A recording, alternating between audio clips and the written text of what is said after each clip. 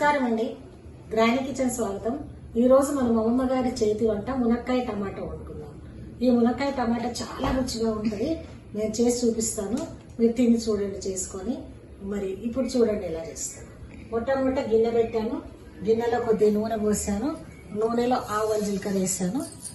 ఆవాలు జీలకర్ర తర్వాత దీనికి కావాల్సిన మునక్కాయ, కరివేపాకు, పసుపు, కారపొడి, అల్లం ఎల్లిగడ్డ, ఉప్పు, పచ్చిమిర్చి, ఉల్లిగడ్డ. ఇప్పుడు పచ్చిమిర్చి ఉల్లిగడ్డ వేద్దాం.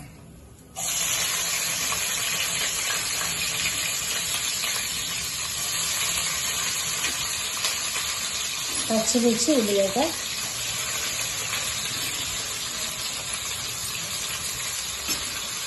ఇలా కలుపుదాం. అందులో కొద్దిగా కరివేపాకు వేద్దాం.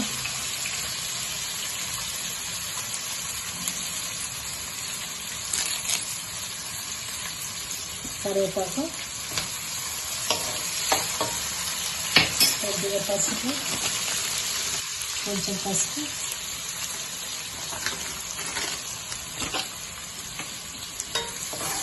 కొద్దిగా ఉల్లిపాయ వేయాలి. వేగిన తర్వాత టమాటా వేయాలి. కొద్దిగా మనం అల్లం ఎల్లిగడ్డ వేసుకుందాం. అల్లం ఎల్లిగడ్డ వేగిన తర్వాత టమాటా వేస్తాం.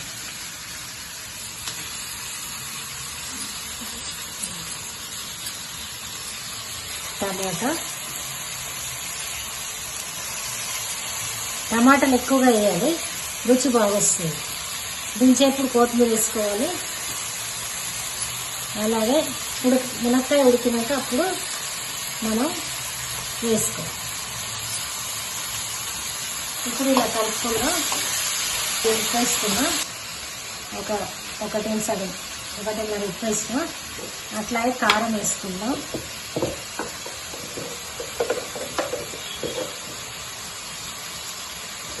కారము 2 చెంచాలు వేస్తాం.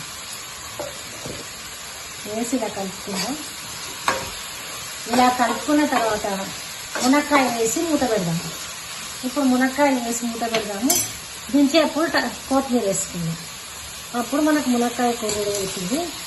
ఇప్పుడు ఈ మునక్కాయలు మా చెట్టు వండి చూడండి ఎలా ఉన్నాయో. ఫ్రెష్గా ఆర్గానిక్ మునక్కాయ. ఇప్పుడు ఇది ఇలా కలిపేసి కొద్దిగా నీళ్ళు పోసి మూత పెడదాం. మూత పెడితే అప్పుడు మనకు ఉడుకుతుంది.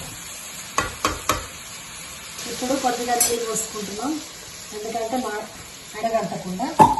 కొద్దిగా నీళ్ళు పోసుకొని ఇలా కలుపుకుంటున్నాం. మునక్కాయ టమాటాని కలుపుకొని ఇందులో కొంచెం కొత్తిమీర ఇప్పుడు వేద్దాం. కొంచెం కొత్తిమీర మళ్ళీ పైనుంచి వేద్దాం. ఇప్పుడు మూత పెట్టేసుకుందాం. ఉడికిన తర్వాత మళ్ళీ చూపిస్తాం. ఇప్పుడు ఈ మునక్కాయ టమాటా రెడీ అయిందండి. మరి అన్నంలో తింటే చాలా బాగుంటుంది, చపాతీకైనా బాగుంటుంది. దీంట్లో కొంచెం కొత్తిమీర చల్దాం. మనం ఇలా కొద్దిగా కొత్తిమీర వేస్తున్నాం. నేను కొంచెం కొత్తిమీర ఇలా తుంచేసేద్దాం. కొత్తిమీర వేస్తున్నాం, ఇంకా కొంచెం వేస్తాం. ఇలా కొత్తిమీర వేసి మరి రెడీ అయిపోయింది. మీకు నచ్చితే లైక్ చేయండి, సబ్స్క్రైబ్ చేయండి, షేర్ చేయండి, తిని చూడండి. Thank you. మునక్కాయ టమాటా, సూపర్ మునక్కాయ టమాటా.